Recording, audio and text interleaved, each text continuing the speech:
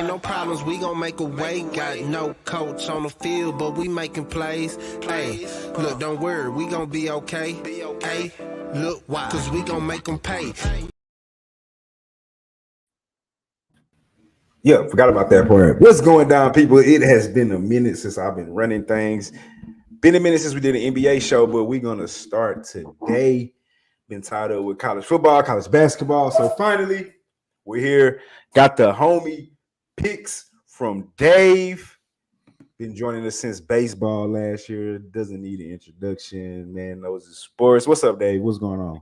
What's up, buddy? Yeah, I'm we complain about it's because we love the sport of football. That's why we always complain that baseball season's so long and whatever. But I'm always excited about it because it's a moneymaker. And I like it because it's every day and you can get in a grind, you know what I mean? Get in a groove. But that's not here yet. We've got NBA. There's a lot of the season left. We've got some good games today, and I'm ready. Yep. I am as well. First NBA show. I think it's our first time doing the NBA show together. First time on. So don't have a big slate, which is kind of cool for the first time. Get things going. But let me get the notes here set up and we can jump right into things.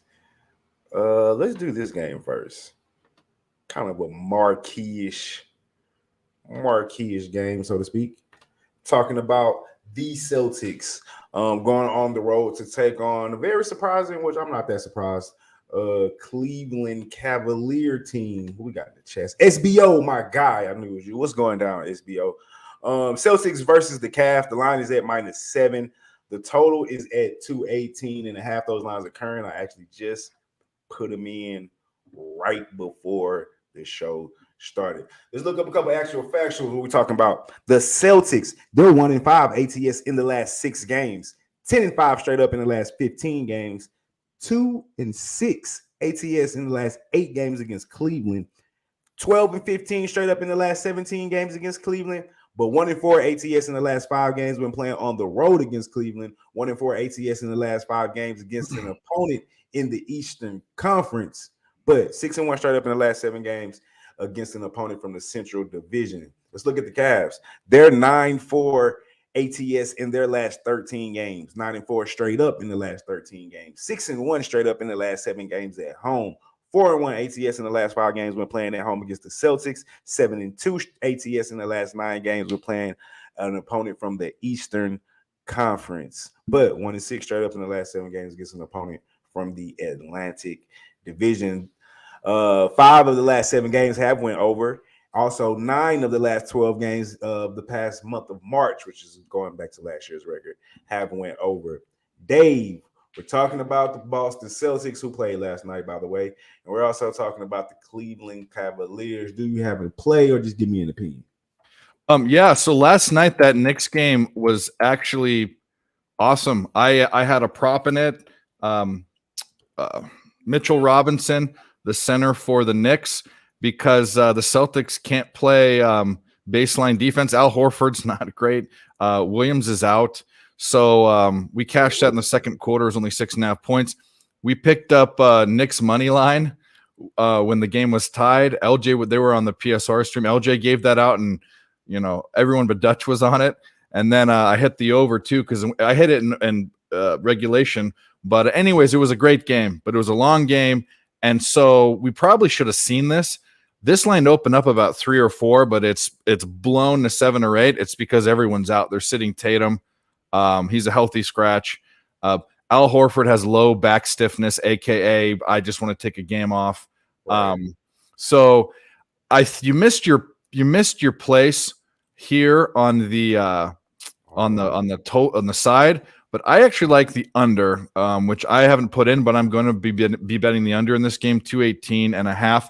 I'm also looking and thinking about this and what happened last night. I'm going to look, and I haven't looked at all, to see how Evan Mobley and Jason Allen, Jared Allen, Jared Allen. I'm going to look at their point props because there's no guys to defend them down low, and it's one or the other. but that's not official. So do your research. But officially, I'm on the under in this game. There's no one that's going to score for the Celtics.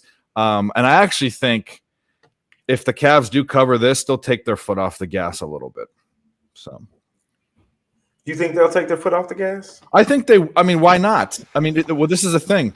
We're in this. I don't know what the right word would be. I guess I'll just say pussified NBA, where every chance people get, they take games off. They have pitch counts essentially for how many games they're going to play. They half-ass things. This is hard. The NBA is becoming heartless. And I definitely think teams are looking for chances to take their foot off the gas in certain points. This would be one against the Celtics, who, they're gonna gain a game on them if they beat them. But who's playing? What Jalen Green's playing, and that's, I mean, Marcus Smart. They have no bigs and no Tatum. So they're crippled. I agree with you. I would lean Cleveland. I don't have a play on this game. Just ultimately, I thought there were better plays. I kind of mad that I missed the line. Was the more important thing. Me too. And I'm kind of a guy that I just hate getting the worst of the line, especially by something that much. Because then if I lose and they cover like the original spread, I'll just like, that's what happened. I'll be pissed about it. So ultimately, I stayed away. But I do think they can cover this 7. Like you said, who the hell is playing for the Celtics that can score? Tatum's out. Jaylen Brown. Jaylen Brown. I mean, Derek White, he's not bad. Derek White can score too. Yeah, he can give you a couple buckets, but them two, that's it. It gets actually a pretty good defensive Cleveland team, especially at the crib. They 27-7 at home overall. And ATS at the crib 21-11-2. And I normally don't do full seasons because I kind of do always just do last 10. I'm more of like, what have you done for me lately kind of guy with long seasons like this. But even if I look at the last 10 at the crib, they're still 5-1 at home, 6-1 as a favorite, and 4-2 ATS at the crib. This team plays amazing at the crib. So I would lean Cavs. Personally, don't have a play on it. But yeah, I take Cavs -7, especially with everybody that's sitting. I would look at first half. You probably can catch it at like a 4. I'm gonna assume. I wouldn't do more than 4. But I mean, the Knicks just beat this team without Brunson by 8 with Jason Tatum. So you're taking away Jason Tatum. Is Williams playing or is he still out? Williams is out. He's still out, right? Yeah. Yep, so you're gonna take away Tatum. And Marcus Smart, at best, he might give you 20. And that's like a high end for him. Even he's at 12 and a half. He's at 12 and a half as point prop. So they're not. I mean, who's going to score? They have Jaylen Brown's 26.5 juice to the over. Then Marcus Smart's 12.5. Derek White's 15.5, which is normal for him. Malcolm Brogdon is 15.5. So Brogdon's back because Brogdon didn't play last night. Mm-hmm. Okay. I still like Cleveland -7. Mm-hmm. I don't know how much Brogdon is going to be a factor, and I like Brogdon, but the Cavs team at home is really good. So I'll pass. I'll pass on the Celtics, but if I lean anyway, I'll definitely be all over. I'd be all over the Cavs here, especially them coming off a game last night. A game that you probably should have won. I like to think so. Mm-hmm. I had them first quarter, first half, and full game. I lost the full game, but I hit first quarter and first half, so I'll take it. Let's look at the 76ers and the Pacers. The line's at the Pacers +8. The total is extremely high, 232.5, but I guess that's not that high in today's NBA. Not too many teams playing defense anymore. Let's look at a couple actual factuals for Philly up and down kind of team, in my opinion. 7-3 ATS in their last 10 games, though. 14-6 straight up in the last 20. But 1-5 ATS in the last 6 games against Indiana.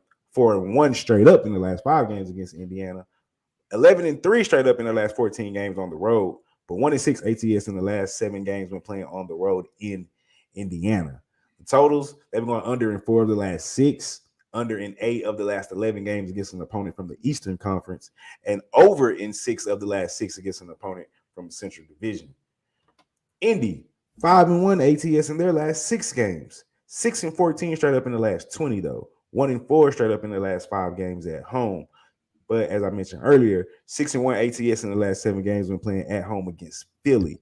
Their totals have gone over in 4 of their last 6 games, over in 4 of the last 5 games against Philly, over in 5 of the last 6 games against an opponent from the Eastern Conference, and over in 4 of the last 5 games against an opponent from the Atlantic Division.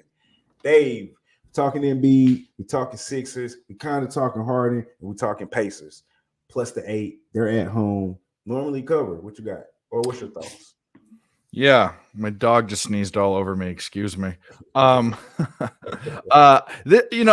Here's the deal. Everything would point towards getting on Philadelphia, and if you do that first half thing to dumb it down, you can. I think that works in baseball. I'm not sure it works so much in basket, but does to a certain extent. But because it's juiced to the I'm seeing 7.5 here, but if you want the pay, obviously the game to play. So if you get a 7.5, it's going to be juiced for the Sixers. The problem is the Sixers have been doing well, but not recently against the Pacers. Like you said, 1-5 ATS, 1-6 in Indiana. The Pacers are a tough team. I think I remember winning once with them. I've only bet them a few times. They're just super frustrating. I can't even take player props with them. So I've kind of just ignored them, to be honest with you. So no plays at all. I mean, I lean towards the Sixers because of how good they are. We talked about being heartless.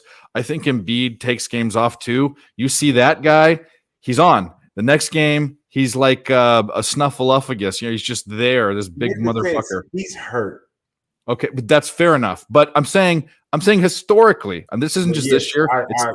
Overall, though, I do agree. Yeah, just whatever. What I gotta say is he is whatever. I can't get on a point spread this big. I can't bet on the Pacers. I'm not gonna touch this this total because every time I bet the Pacers over, it's an under, and every time I bet the under, it's an over. So I'm off this game. But if gun to my head, I'd find a way to take Philly somehow in a quarter or something.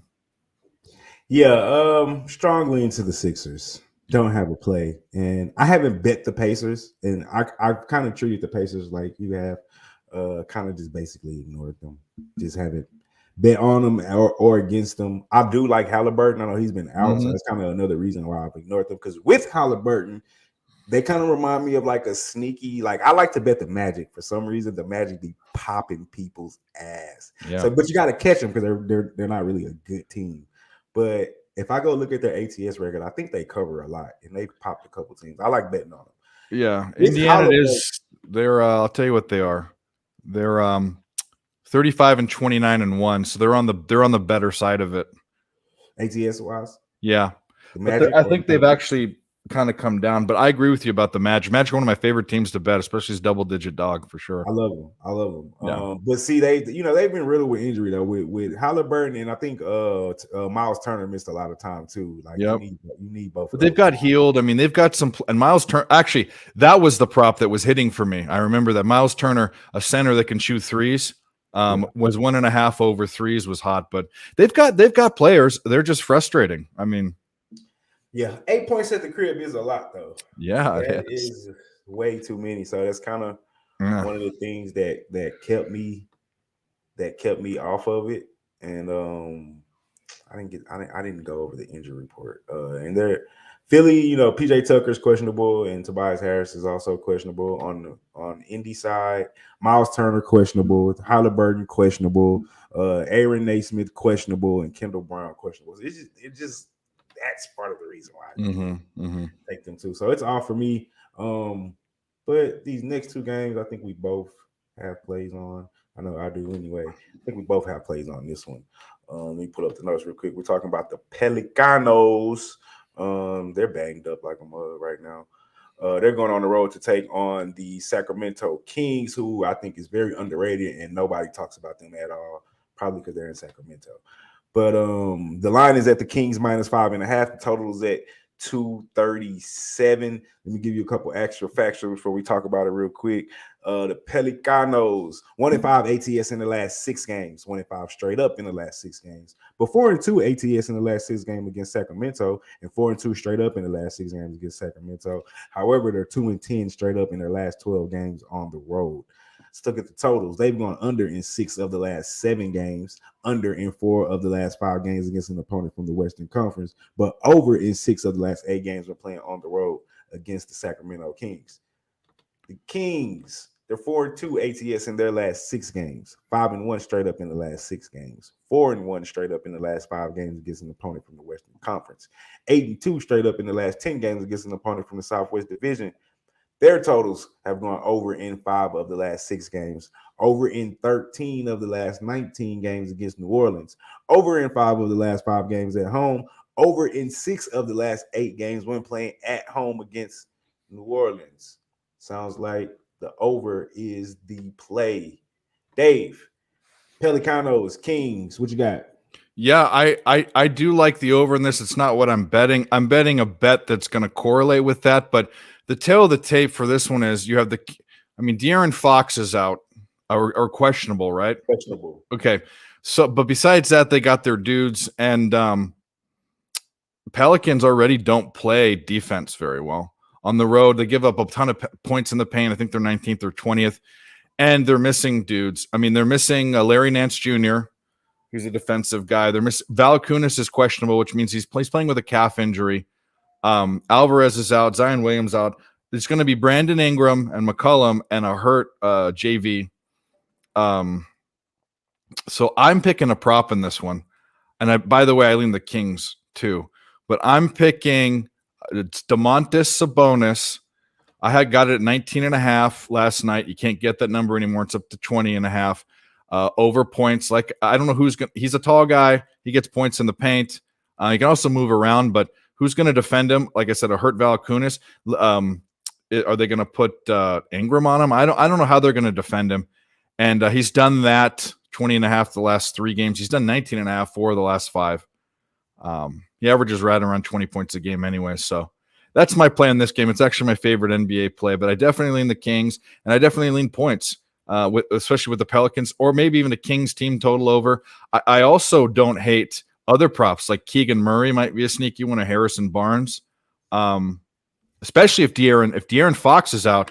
Look at one of the guards. Yeah. Look at someone else to get the points, but I think DeMontis gets his no matter what. De'Aaron doesn't play though. Yeah, so, just wait on it. But that's also tricky too, because you won't find out before you can fucking bet it. So I think Sabonis is the play for the props, the over, and the Kings. All the square ass plays for this game. But quick injury report. Valanciunas, he's questionable. Josh Richardson, this is for the Pacers, by the way. I mean the Pelicans. Mm-hmm. Josh Richardson, he's out. Larry Nance Jr., he's out. Obviously, Zion is out.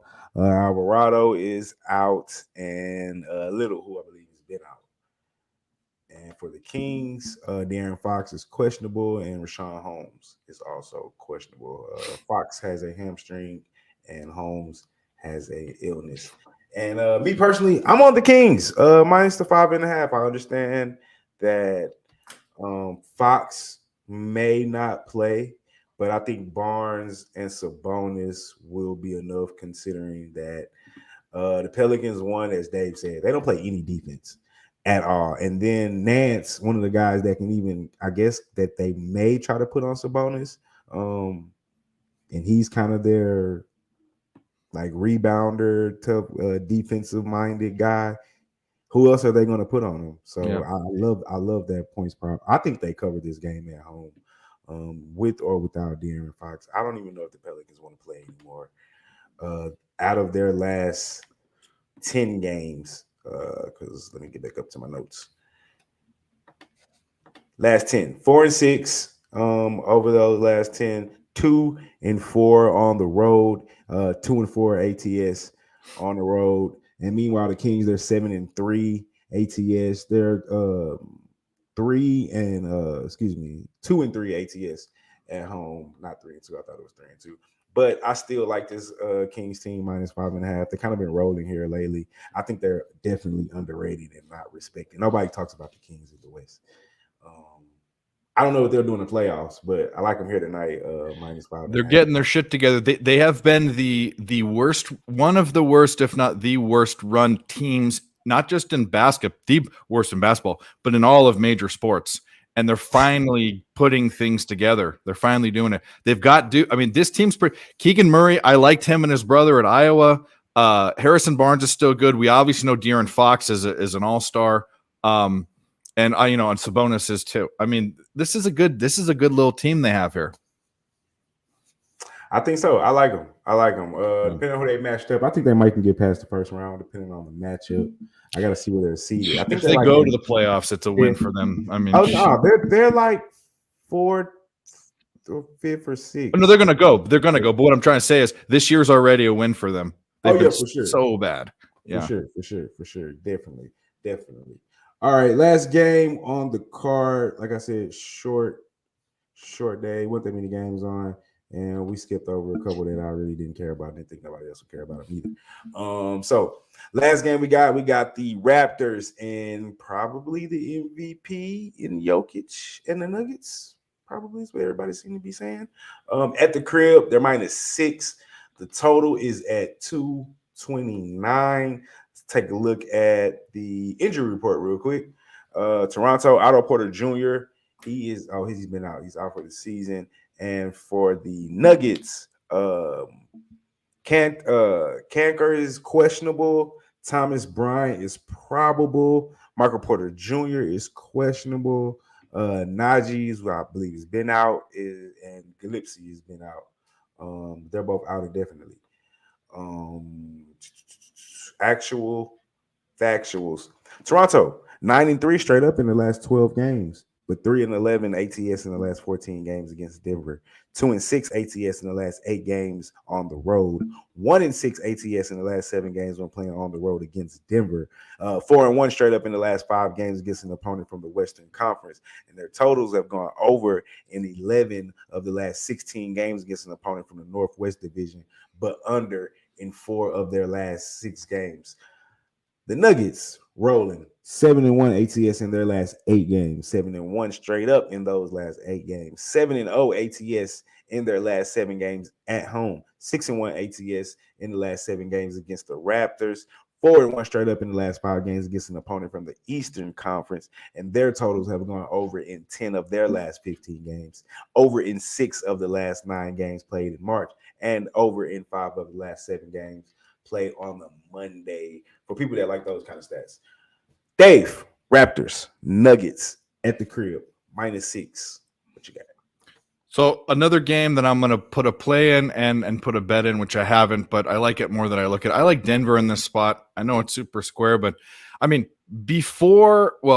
up until a few weeks ago, Denver had the most well put together team in the West and maybe the most well put together team in all of basketball, which I think is important when you look at a team and you look at how all of the ingredients and flavors mix. I mean, you can look at a team like the Nets, but that was a stew of completely different, odd tasting things that didn't mix together, even though all of them were, super expensive ingredients. And that's been disbanded. The coach has left. But Denver, they have the MVP, and then they have role players around them. Problem is the Suns just put together one of the best teams I've seen in a long time. KD fits KD could have gone to a lot of places, obviously, and been the only guy or whatever. He went to a team where he fit in with other dudes, and he fit into a really tight little piece. So watch out for the Suns.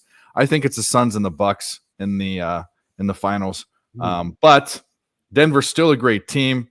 Denver's rolling 7-0 at home, ATS. And Toronto, they're just a muddled bunch of nothing. They're just a team that's sometimes I find an angle on them, sometimes I don't. They're not good against Denver. 3-11 ATS their last 14. They're not a good road team, covering 2-6 the last 8. 6 points doesn't scare me.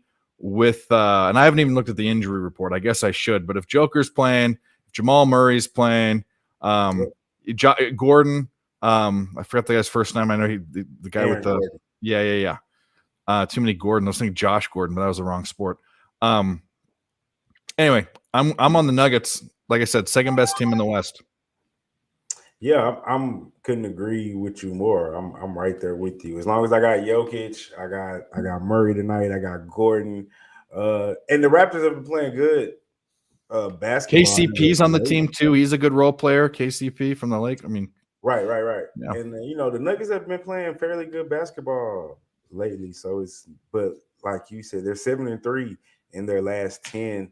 But 5-1 at home, 2-2 on the road. They're not the same team on the road.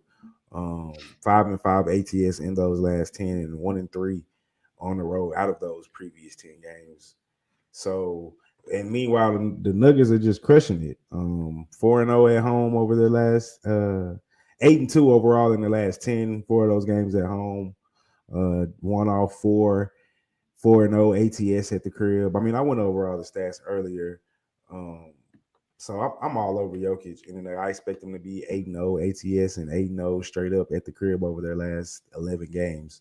I don't think nothing's going to change that. I kind of want to take them first half, but I haven't made a move on it. But I did make a move on the -6. So those are the official plays for today. That's it, Dave. Right under 30 minutes, my man. Love it. Dave has for today. Sabonis, don't know if I spelled that right. Over in points at 19.5. Probably not going to catch that 19. But he says he still likes it if you catch it at 20.5. Mm-hmm. Also, he's on the spicy nuggets tonight at the crib. I really, really want to take first half. I'm sure it's at -4. Think I'm going to double back and make a play on that.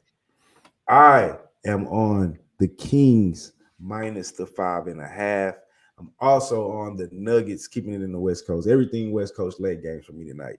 -6. Also, late play. Ain't got nothing to do with NBA. I only got one college play today. I'm on St. Mary's -7 against BYU. Kind of scared of it early because they've been off for a while. So I kind of lean BYU early. Might take St. Mary's a little time to get in rhythm. But love the St. Mary's team. -7. What is this? The semifinals? I think it's the semifinals. Yeah, and I'm torn over that, but I probably lean your way. The thing is, the numbers are BYU's been covering, but BYU's just not a good team.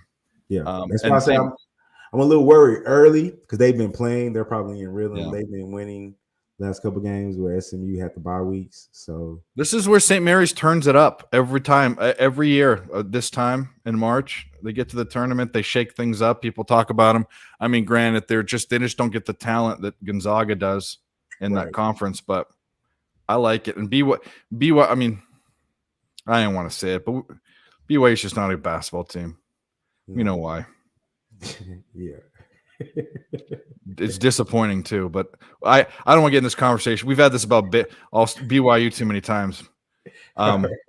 Anyway, with that being said, ooh, you got it. That over there, that's the homie picks from Dave.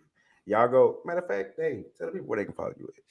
Picks from Dave everywhere on Twitter, on YouTube. We're doing a live cast tonight. You're more than welcome to come on. I always invite you. I know you're a busy guy, but we're going to start doing that more. I do the Nerd and the Turd on Friday. It's just a 30-minute pick show, but just check it out. YouTube, Twitter, Picks from Dave. Very simple, easy. And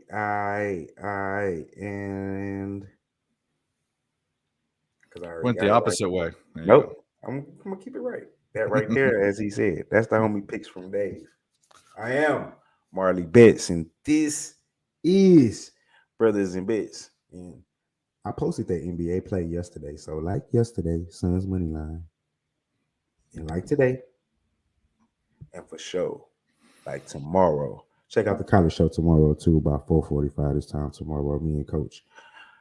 And tomorrow. Y'all already know what it is, man. Let's beat Vegas. And we out this motherfucker.